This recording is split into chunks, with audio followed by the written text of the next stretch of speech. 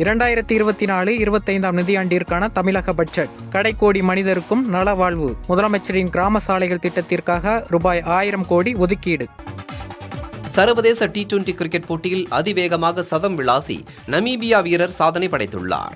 நேபாள அணிக்கு எதிரான T20 போட்டியில் விளையாடிய நமீபியா 20 ரன்கள் வித்தியாசத்தில் வெற்றி பெற்றது. இந்த போட்டியில் 33 பந்துகளில் நமீபிய வீரர் லாஃப்டி ஈட்டன் சதம் விளாசினார்.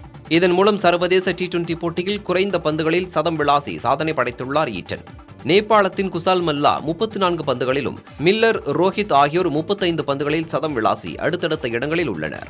ஒருநாள் டெஸ்ட், T20 ஆகிய அனைத்து வகை சர்வதேச கிரிக்கெட் போட்டிகளிலும் அதிவேகமாக சதம் விளாசியவர்கள் பட்டியலிலும் லாஃப்டி ஈட்டன் 2வது இடத்தில் உள்ளார். முதலிடத்தில் தென்னாப்பிரிக்க வீரர் டி வில்லியர்ஸ் 31 பந்துகளில் சதம் விளாசி முதலிடத்தில் உள்ளார்.